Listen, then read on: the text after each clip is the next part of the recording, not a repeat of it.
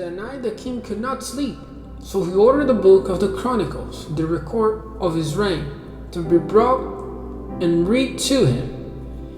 It was found recorded there that Mordecai had exposed Bigthana and Teresh, two of the king's officers who guarded the doorway, who had conspired to assassinate King Xerxes. "What honor and recognition has Mordecai received for this?" the king asked. "Nothing has been done for him," his attendants answered. The king said, "Who is in the court?" Now Haman had just entered the outer court of the palace to speak to the king about impaling Mordecai on the pole he had set up for him. His attendants answered, "Haman is still in the court. Bring him in," the king ordered.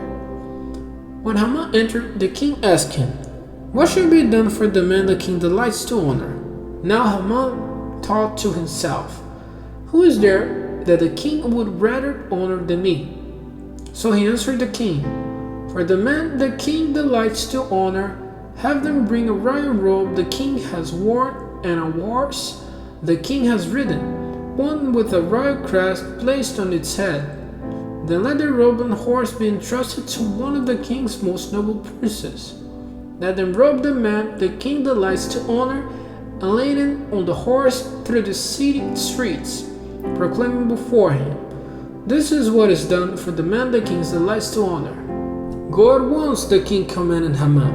"Get the robe and the horse, and do just as you have suggested for Mordecai the Jew, who sits at the king's gate. Do not neglect anything you have recommended." So Haman got the robe and the horse. He robed Mordecai and led him on horseback through the city streets, proclaiming before him, "This is what is done for the man the king delights to honor."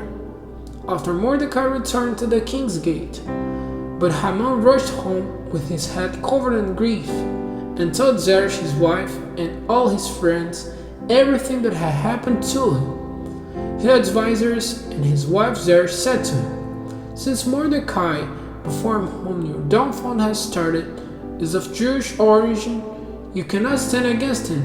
You surely come to ruin." While they were still talking with him, the king's eunuch arrived and hurried Haman away to the banquet Esther had prepared.